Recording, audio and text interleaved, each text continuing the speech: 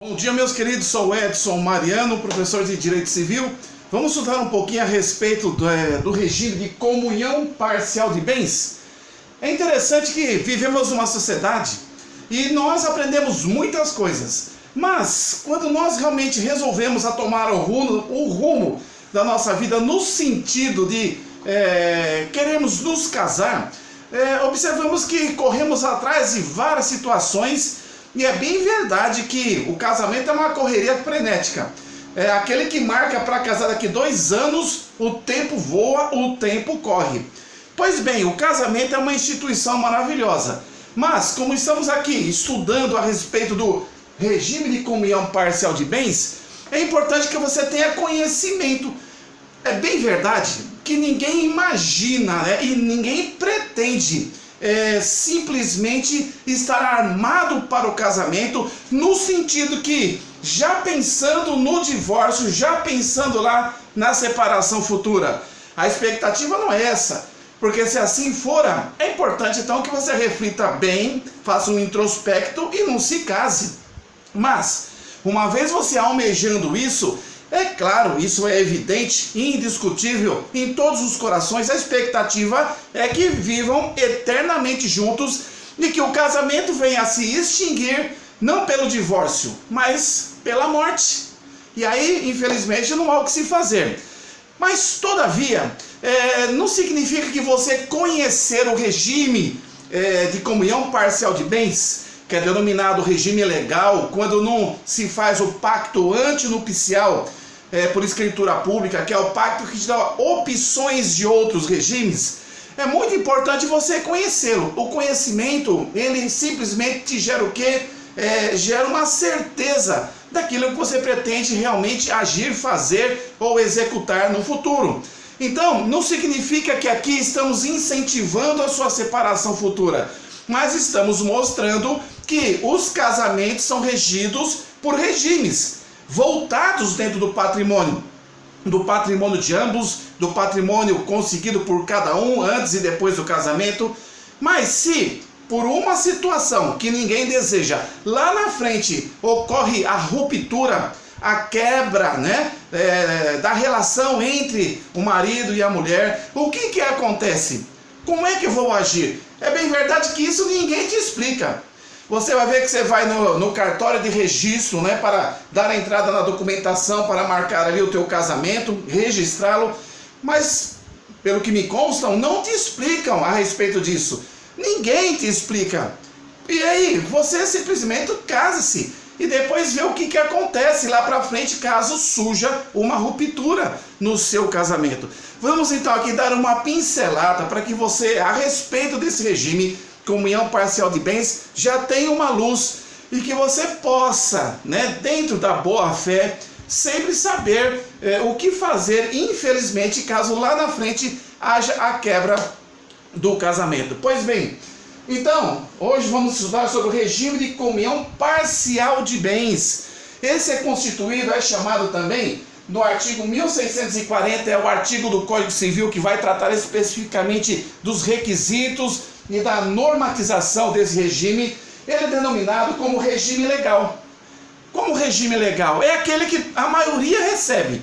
Então, quando você não quer que os seus bens sejam regidos, normatizados por esse regime de comunhão, você deve então fazer um pacto antinupcial para escolher outros regimes que lhe for conveniente entre você e a sua futura esposa e vice-versa. Então, o regime de comunhão parcial de bens é denominado como regime legal. Faz uma pesquisa aí, chama os seus amigos ali jogando ali um futsal, as suas amigas jogando um vôlei na praia e pergunta qual é o regime do seu casamento. Comunhão parcial de bens, comunhão parcial de bens. Raramente um vai dizer que não é comunhão parcial de bens, que é o regime legal. Neste regime, preste atenção, os nubentes, eles não escolhem o regime de bens mediante o pacto antinupcial. É através desse pacto antinupcial que você muda a opção de regime. Mas a nossa pretensão aqui é focarmos no regime que mais prevalece na nossa sociedade, o mais comum, que é o regime de comunhão parcial de bens. Os nubentes não escolhem o regime de bens mediante um pacto antinupcial. Mediante um pacto, escolhe-se outro regime. Mas aqui, nesse de comunhão parcial de bens, os nubentes não escolhem. Beleza? Regime legal. Joga no Google depois, artigo 1640, e ali está a parte que vai te dizer legalmente do que se trata esse regime. E nós, dentro do direito de família, vamos aqui dar uma pincelada para que você possa ter um entendimento melhor. Nós dividimos aqui essa lousa, tá aqui, ó. É que minha lousa é pequenininha, eu vou até sair um pouquinho para você dar um print, e depois você faz um zoom para poder entender melhor, porque às vezes eu tenho quase certeza que você não consegue enxergar. Mas eu dividi a lousa, numa linha de tempo. Antes das núpcias, antes do casamento, e aqui, olha, o início, a data da celebração do casamento. Daqui para frente está casado. Então, dentro desse regime, nós vamos dividir aí um lapso temporal. Antes do casamento, após o marco inicial do casamento, que é a celebração do mesmo, que dar-se ao casamento, dali para frente. Pois bem, esse regime ele vai estar focado em relação aos bens materiais, tanto móveis como imóveis. Preste bem atenção. Então, temos aqui o início, é o marco inicial. É muito importante você casar-se, é muito importante você lavrar uma escritura de união estável, para que você tenha um marco inicial. A partir de que momento registrou-se o seu casamento, a sua união, a sua celebração com a sua esposa, com o seu esposo, porque a partir desse momento nós teremos a linha do tempo de antes e depois do casamento, que caso lá na frente venha surgir uma quebra nessa relação, um divórcio, você vai perceber que esse marco inicial, que foi a data registral, será muito importante para que você realmente defenda os seus bens. Defenda os bens particulares que você obteve antes do casamento. Preste atenção, fique atento. Pois bem, então nós já falamos que nesse regime de comunhão parcial de bens, o início é muito importante. Porque tem aquele que casa em cartório, vai ter ali a certidão de casamento.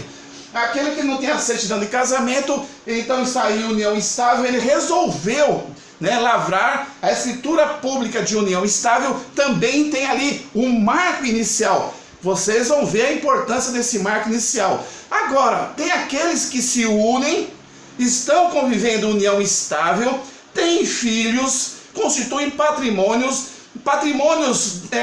na expectativa, depois que ficaram unidos ali para frente, e cada um por si, por esforço individual, também tiveram seus bens numa hipótese ilustrativa anterior àquela união. Mas, infelizmente, não tem um marco registral. Isso vai dar uma dor de cabeça numa eventual separação, num eventual divórcio lá na frente, porque uma situação ilustrativa, esse carro era só meu. Por quê? Porque quando eu te conheci eu já tinha. Aí vai a outra parte e fala assim, de jeito maneira. Quando você comprou, eu estava com você e ajudei a você comprá-lo. E aí fica aquele impasse, porque não tem um marco inicial. A minha orientação humilde é que você ou lave escritura pública de união estável, ou casa-se do cartório e registre e tenha um documento contundente, incontestável, do início do firmamento daquela relação. Beleza? Essa é uma das dicas, fica atento. Então, período anterior, e nós temos aqui o período posterior. O que acontece? Vamos então por etapas no período anterior, respeitando o artigo 1640 do Código Civil, o regime de comunhão dentro do direito de família. Pois bem, aqui você pode ter ou não adquirido bens, só você pode ter partido a adquirir os mesmos junto com a sua esposa daqui para frente. Esse regime não necessariamente ele te obriga a optá-lo ou recebê-lo no seu colo, né, pelo Estado, porque você deve ter bens anteriores. Nem sempre. Mas vamos trazer a ilustração que você possuía bens anteriores ao casamento. Essa é a expectativa para que você entenda e veja a amplitude e a proteção desse regime. Antes do período do casamento, antes da celebração do casamento, são denominados bens particulares se você os constituiu pelo seu único, unilateralmente esforço comum. Você nem conhecia Mariazinha, você nem conhecia Joãozinho, e você já conseguiu comprar o seu carro, a sua casa. Você recebeu bens por doação, bens por herança.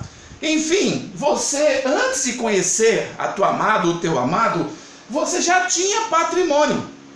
Patrimônio imóvel ou patrimônio móvel, você já os tinha. Isso é muito importante. Esses bens que você constituiu por esforço único, só seu, antes de casar-se com fulano ou beltrano, são denominados bens particulares. Privados, são teus bens particulares. Olha só na linha do tempo, antes do casamento e após o casamento, após a data da celebração do casamento. Então, antes do casamento, os bens, olha o marco inicial, a importância de um documento público. Antes do casamento, não se comunicam os bens que você constituiu.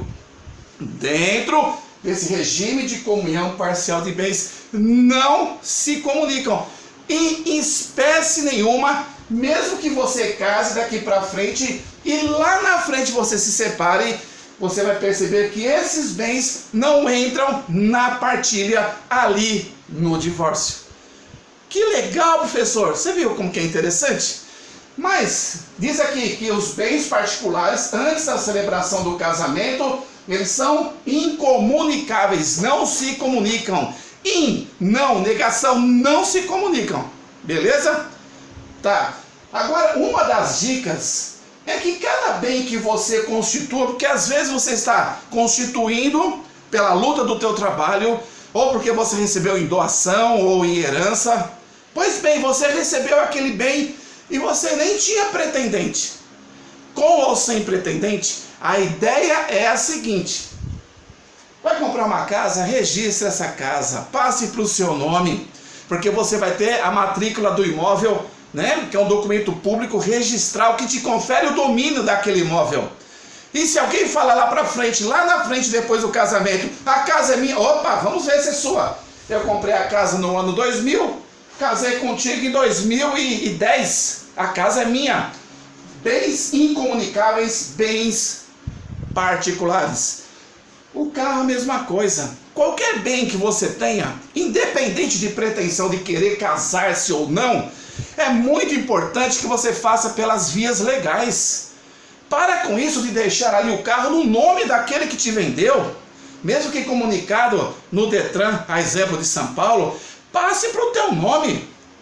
Comprou a casa, passe para o teu nome. Não podendo passar para o nome, ao menos, presta atenção, contrato de compra e venda só se faz mesmo, não se faz escritório de advocacia, a não ser promessa de compra e venda. Mas o contrato ele faz então no tabelião, no cartório.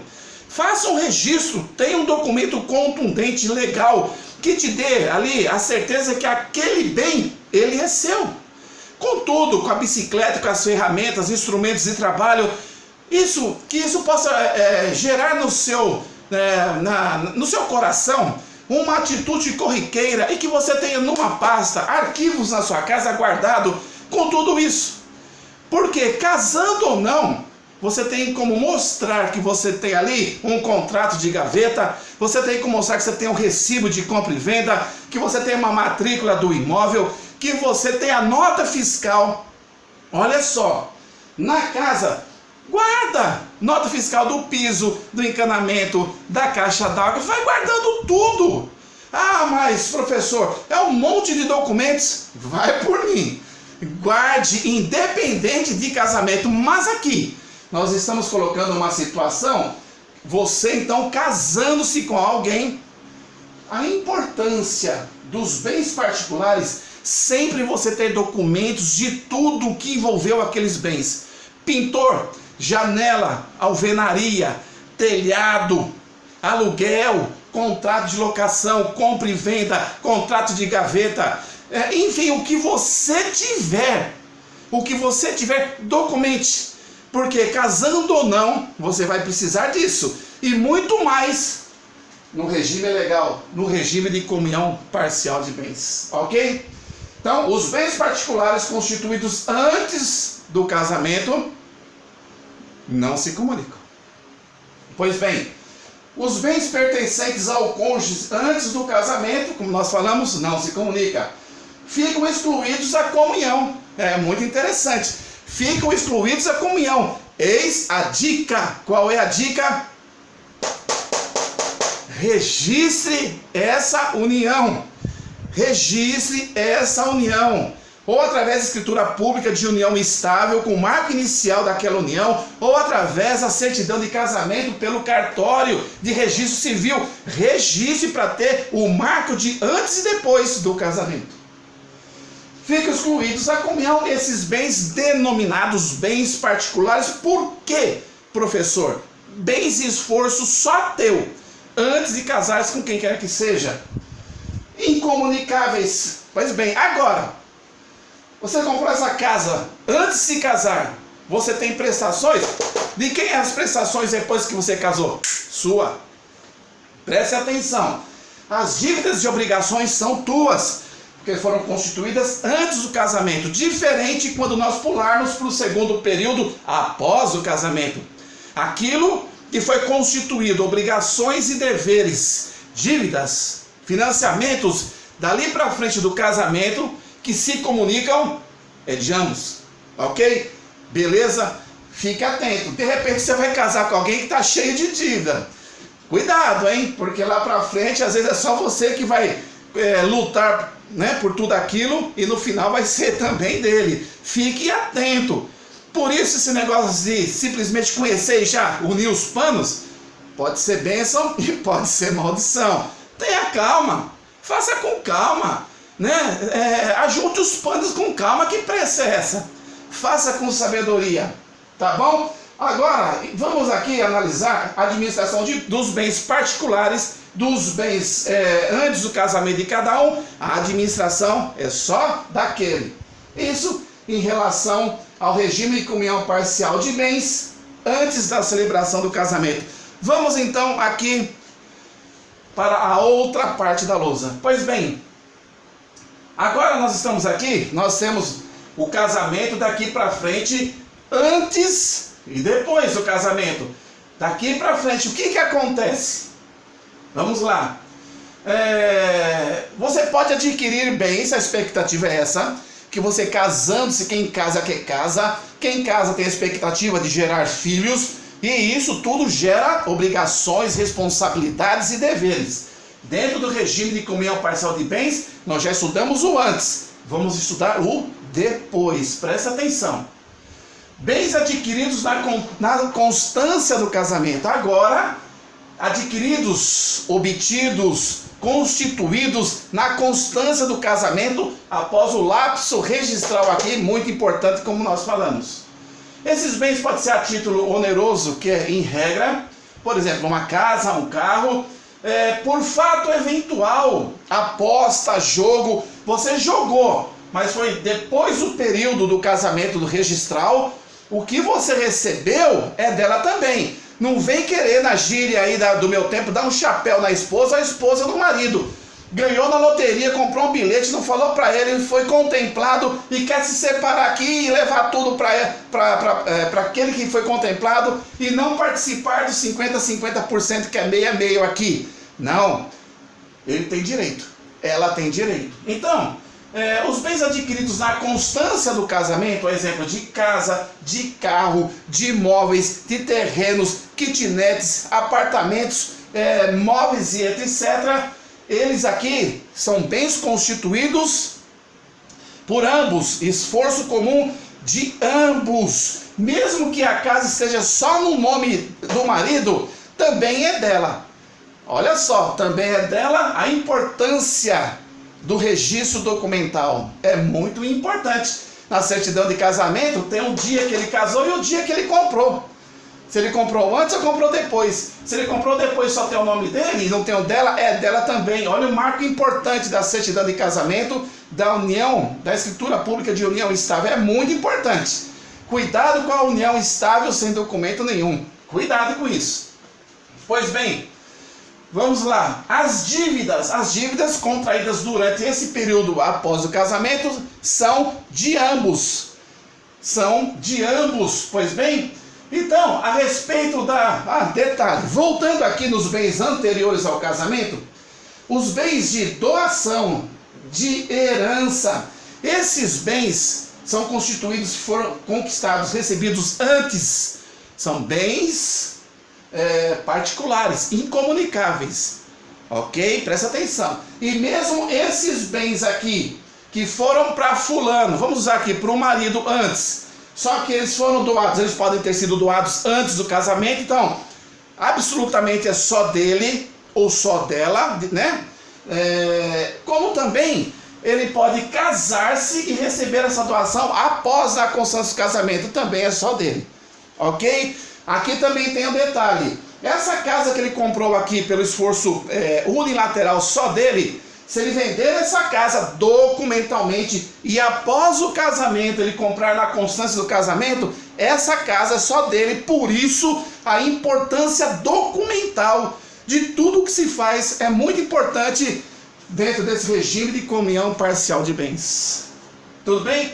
Então, após o casamento, bens adquiridos na constância do casamento, a título oneroso, a casa, fato eventual, apostas, loteria esportiva, jogo, a doação e herança, se forem doados em favor de ambos, é tido aqui como bens comunicáveis, é de ambos.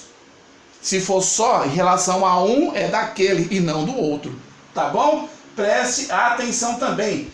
Olha aqui, a respeito das benfeitorias, como são bens comuns, o esforço comum do casal, eles compraram um apartamento e resolveram colocar carpete de madeira. Isso tudo são benfeitorias, uma banheira, benfeitorias, o box, né, em vidro é uma benfeitoria, uma sanca nos ambientes que eles decidiram, móveis planejados, esforço comum, isso tudo é deles. E na ruptura, a exemplo, né, do divórcio, é 50-50, metade para cada um. Preste atenção. Voltando aqui para antes do casamento, antes da celebração do casamento, essa casa é só de fulano e não é da cicana, ou é só da cicana e não é do fulano, enfim, é só dele, mas após o casamento aquela casa precisava de reboque e foi o esforço comum com a participação dela que também rebocou. Essa casa é só dele, mas está sofrendo um benefício imobiliário pelo reboque, pelo portão eletrônico, pela piscina, pela jardinagem. Então, as benfeitorias que aquele que não tinha domínio sobre aquele imóvel, mas que passou a ajudar a fazer benfeitorias, melhorias naquele imóvel, presta atenção, essa pessoa tem direito de 50% dos bens particulares concernentes à benfeitoria que fez no bem daquele que era só um bem particular. Isso é uma pegadinha, né? Então o cara tá aqui, o que ele faz, o espertinho ou a espertinha? Vamos aí trocar o piso ali daquela casa? Vamos fazer isso ali? E ela vai, por quê? Mesmo sendo bens particulares, ela pode usar. Por exemplo, casa na praia, ela pode usar, gozar, dispor, não. Porque quem vai dispor daquele bem é só aquele detentor daquele bem particular antes do casamento. Mas ela vai ajudando a reformar. Aí separa, ele fica com uma casa que antigamente ela valia, um exemplo, 500 mil. Com o esforço dela, junto com ele, para melhorar em benfeitorias aquela casa, passou para 1,5 milhão. Ela tem direito das benfeitorias, a cota que ele diz, a cota ideal de 50%. Amém? Pois bem, vamos lá também. E os frutos a respeito dos bens particulares. Se daqui você tem 2, 3 casas e aluga, a casa é de ambos. O aluguel, o fruto, que é a locação, o dinheiro que entra, o patrimônio, é de ambos. Mas, se você resolve aqui, num bem particular, que é só de um, antes do casamento, a casa, vamos usar a casa aqui, alugar, a casa ela não pode dispor, ela pode usar e gozar, mas vender ela não pode, porque é só dele ou só dela, antes do casamento foi obtido por cada um com esforço unilateral. Mas se aluga, tem os frutos que é a locação. A locação, ambos aqui na constância do casamento podem desfrutar, aquele que não tem o domínio anterior. Aí veio a ruptura pelo divórcio, é claro que só vai ficar então os frutos com aquele que é detentor como bem particular, que o obteve registralmente, documentalmente antes do casamento. Pois bem, bom, vamos lá então. Bens comuns do casal, aqui é denominada como bens particulares e aqui como bens comuns do casal. O esforço de ambos. Era só eu que trabalhava ali na metalúrgica? Ela só ficava em casa? Nananina, não. Você não ia na metalúrgica sem se alimentar, sem se vestir. E os filhos que ela estava cuidando? Para com isso, hein? Para com isso. Não é porque ela não está trabalhando, ou está, foi demitida e você comprou, você vai dizer, só fui eu que comprei. Não interessa.